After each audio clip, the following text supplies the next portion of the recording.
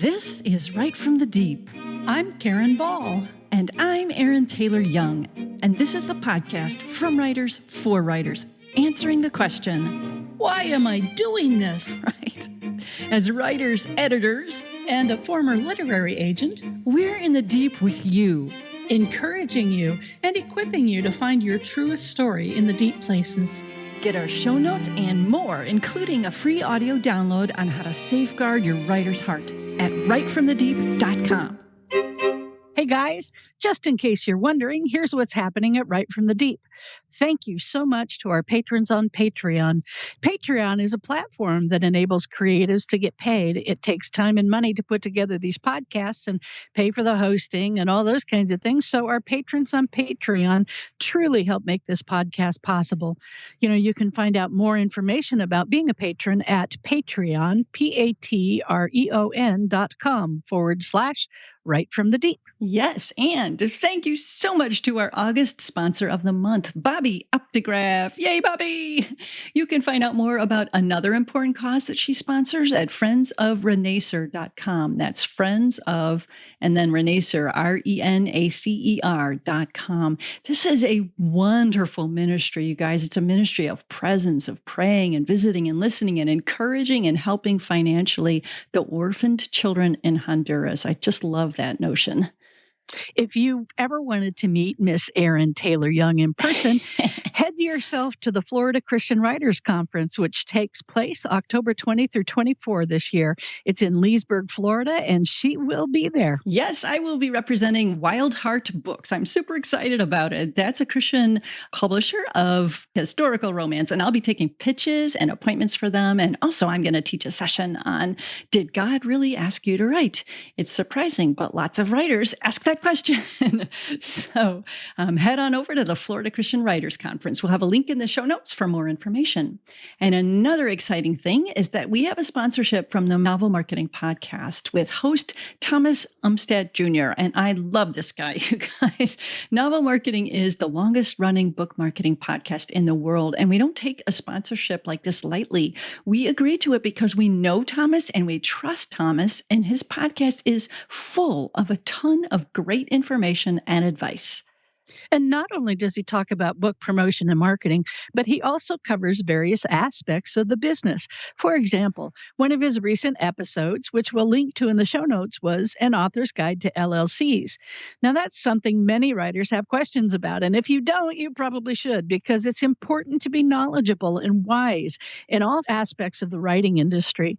This episode covers issues such as what is an LLC, why you may or may not want one, and how they tie into estate planning. Yes, it covers everything. So remember, as writers, you're creating intellectual property that has value for years, God willing, and you need to understand how to be a good steward of the stories that God has given you. So for more book promotion and platform help, listen to Novel Marketing in your favorite podcast app or at novelmarketing.com. And so we're also talking about wonders. And this week I wanted to share with you guys the wonder of this maple tree outside my window. I'll tell you, in the fall, it dropped, or maybe it was a spring, it dropped all of these little helicopter seed thingies, and they came down and they landed in my landscaping. Now, the downside of that was, from there, they sprouted. They sprouted into these little things. And I kept having to pull them up because I didn't want 10,000 maple trees in my landscaping. But it got me thinking about the wonder of how this can possibly be. It's God. God makes seeds grow. He multiplies things. You look around in nature and you see how God works in the world. And when you're thinking about what you're writing and what you're doing, you guys are planting seeds and you never know how they're going to grow and what they're going to do and what they're going to produce from just this one little seed that you sow everywhere. So the point there, guys, is keep sowing and God makes those seeds grow. Wonderful. And now, here's the show. It's another day at Right from the Deep, and we are so delighted you're here to join us. We are also delighted to welcome a guest. Erin, tell us all about her.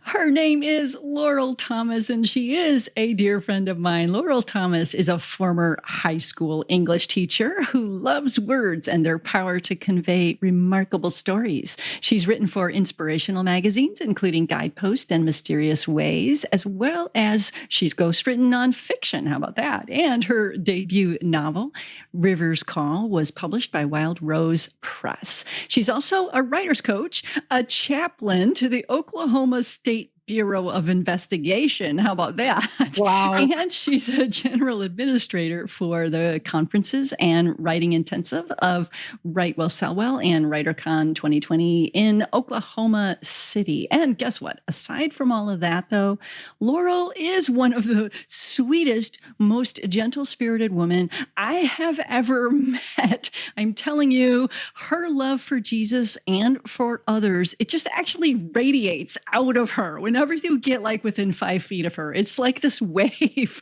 So, Laurel, I am just so delighted to have you here with us today. Welcome. Welcome, Laurel. Oh, well, it is wonderful to be here and to see Erin's face because I've missed her since she moved away. And so thank you. Thank you, Erin, and thank you, Karen, for inviting me today. I've been so excited. Yes, we were too. We were too, yes. And so, our first question, as always, Laurel, what does a deep mean to you?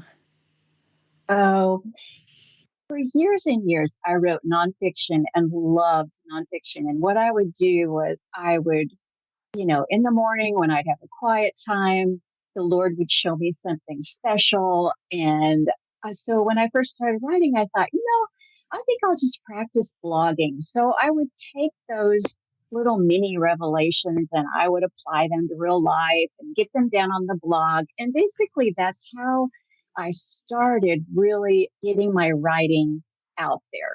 Because I had ghosted nonfiction for pastors and lots of different venues, but I really had never gotten my work out into the universe. So anyway, that's kind of how I started. And I have learned over the years that our Father is the creator and that he has incredible insights into people, into life that really need to be communicated. Mm. So when I think of right from the deep, I think of that scripture, and I told Aaron this from Psalm 42 that deep calls to deep. There's Yeah. there's something about the wooing of the Spirit who calls to our spirit. And there is such joy and such riches, such treasure there. So that's basically how I would translate the deep. That's Mm. wonderful. I like that. Yeah, and it really ties in with the things that we wanted to talk about today because we wanted to talk about how our journey with the Lord offers those rich themes. And how Yeah. do we find those themes? What do we Yeah. do with them? And this is something that you're, doing well. So talk a little bit about how you do this. Well, thank you. I made a big shift in 2013 into fiction. And it was funny. As a writer, I thought, how hard could it be, really? Well, it turns out it was difficult because yeah, you guys, because I was like, hey, it's still writing. How well, the learning curve was incredible. And when I started, I wasn't very good, but I started anyway. And I really have realized something so important as a writer. And really, it's true for life too, that growth really means going into those uncomfortable new places that we are not familiar with. We're not really totally comfortable with. And really, we don't have mastery over. Mm. But the Lord beckons us into those places. And if we will humble ourselves and be willing to go with Him in those new places, it's just kind of amazing how He will expand us and what really he'll release in us that we maybe didn't even know was there.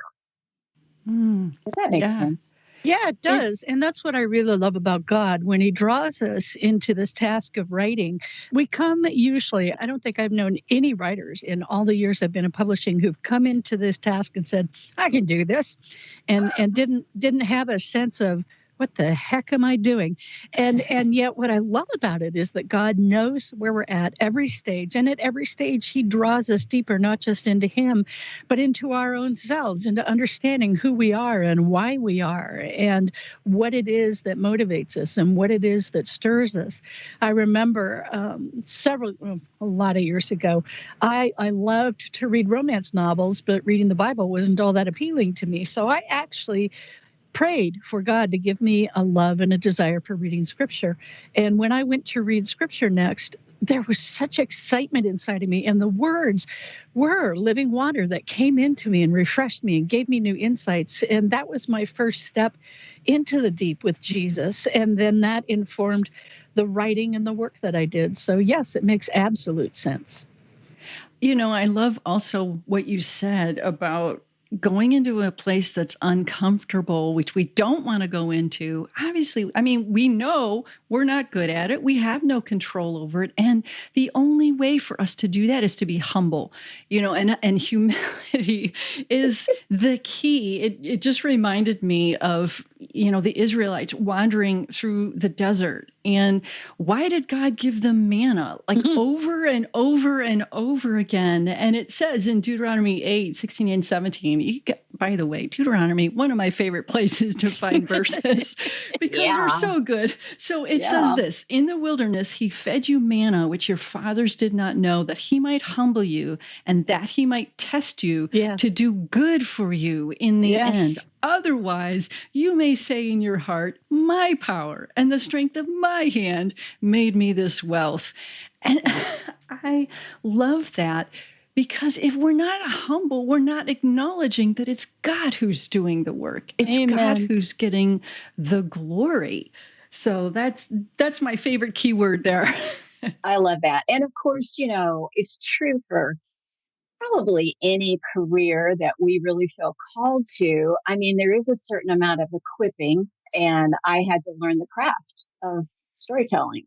And so that meant that I had to humble myself to begin anew, to go to conferences, to study craft books, and then to actually write fiction and to actually get it out there and let other people, well, I took it to critique groups, of course. I took it to writers' intensives. And it had to have eyes on it. It had to have readers' eyes. It had to have published novelist eyes. So, so that was a venture again into the deep where you just kind of have to practice. Yes, I remember, Aaron, the first time that I went to Mount Hermon, Ah, you were there. And so I Ah, got all of the recordings, yeah. all of them. And when I got home, of course, technology was different then, but I listened to all of those recordings over and over and over. And I Yeah. prayed, Lord, is this Yep. going to be like Yep. osmosis? Is this going to be like immersion therapy? I hope so. But it wasn't, I mean, it was great for getting me started, but still, there was so much practice and there was so much that I needed as Yeah. far as feedback that, yeah, I'm Right. grateful that I've had really kind people around me. I haven't had people who really have shot me down. Well, I mean, I entered a few contests. Right. I might have been shot down a little bit. yeah. But I'll tell you, I'm a fan of those, of just getting the recordings of conferences. I can't tell you how many conferences I bought the full set of recordings for, and I learned so much Yeah. that way. It's just a crash course.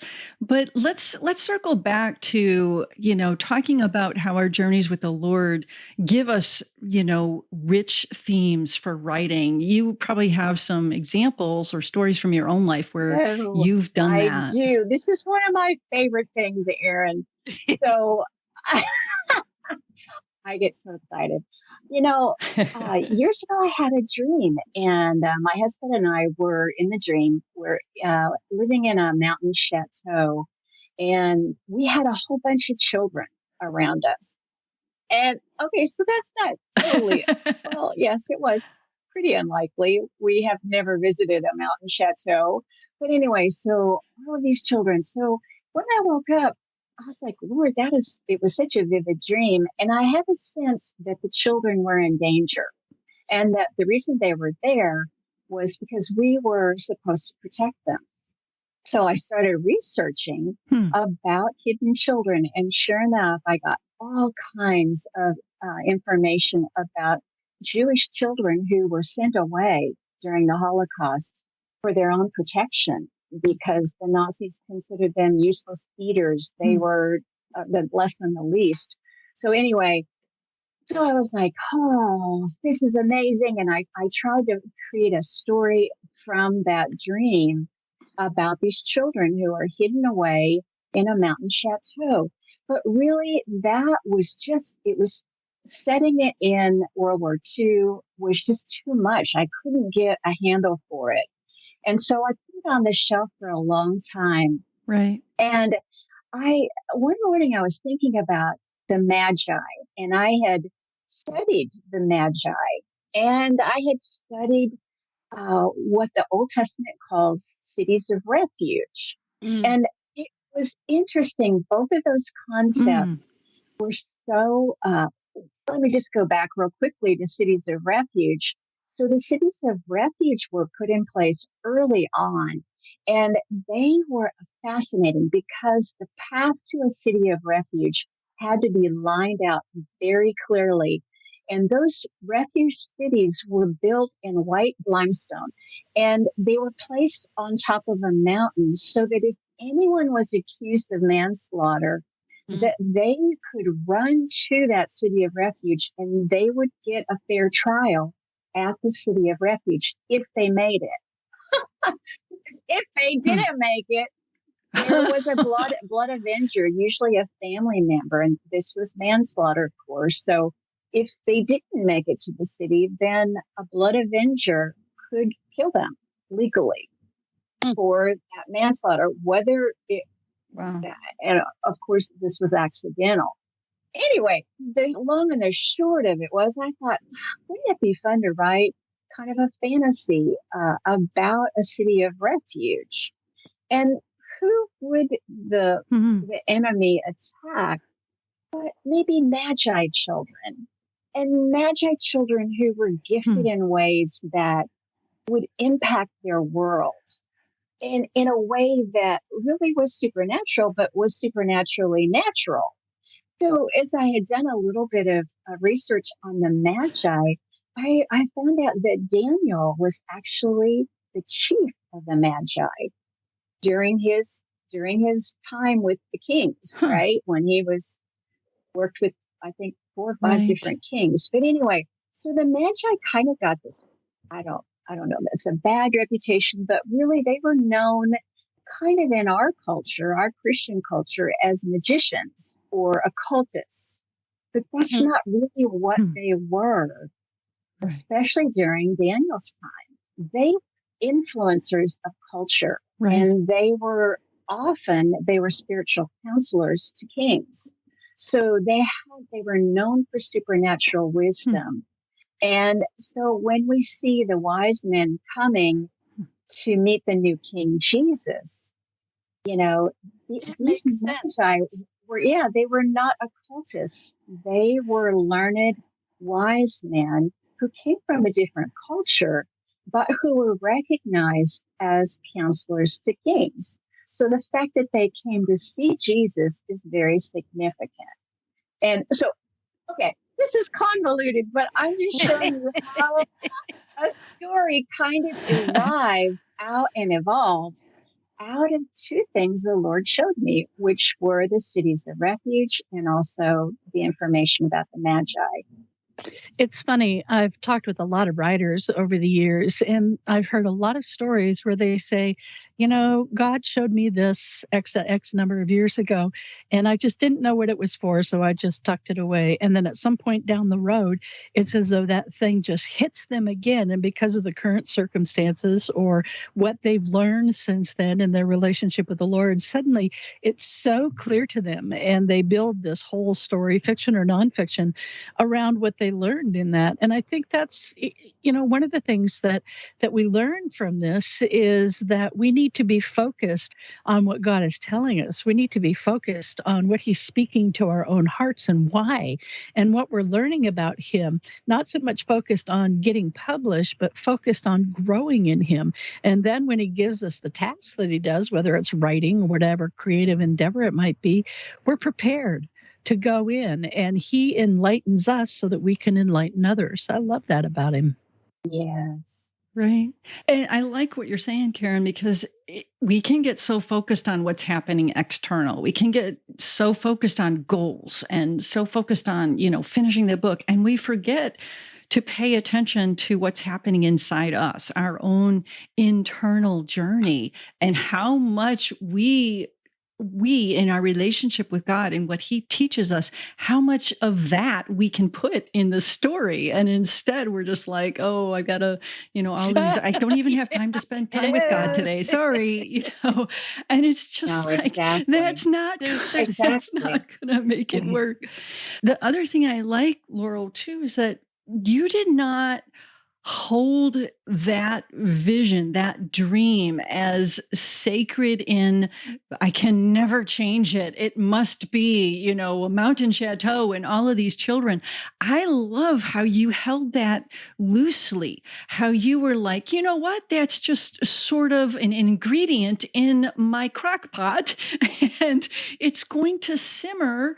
And it's okay if it I comes love out that. as a fantasy that has nothing to do with the chateau, nothing to do even with your first exploration of, the Jewish children.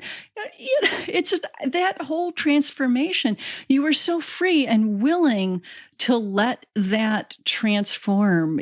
How difficult it is when a writer has something in their mind, some vision that they can't let go of, and they can't let it morph and grow and bloom and transform to meet who they are today and what they're growing into, and to have all of their experiences come into a head at one point, and that's just a great example of how you let that simmer and stew and transform That's into such something wisdom, great. Aaron. That's such wisdom. Well, so you haven't read these, but this, it's actually, there'll be two books out of that idea. And the one right now that is under consideration is called When Stars Brush Earth.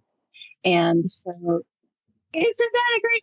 I love I that got title. told of that was that happening one time, but I wanted to say too, Aaron, that this is very personal, but you'll find it in River's Call, and you'll find it also in When Stars Brush Earth and Stones of Promise. Is that there's always a heroine who really has no clue who she is, and who struggles basically with an orphan spirit.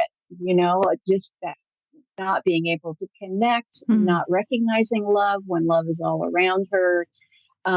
So that has been a personal journey that I know well. And so that has really inscripted into my protagonists, and really in all of my novels, where hmm, in some aspect, there is a main character who really has no clue who she is. And yet who she is shouting to her mm, all around her, to the people who truly love her. So we see a little bit of that in Missy. That's where I began to investigate that in River's Call. So that would be like a major theme, as far as like, how do we take a personal journey and then communicate it in a way that is engaging in a story, in story form, in a main character.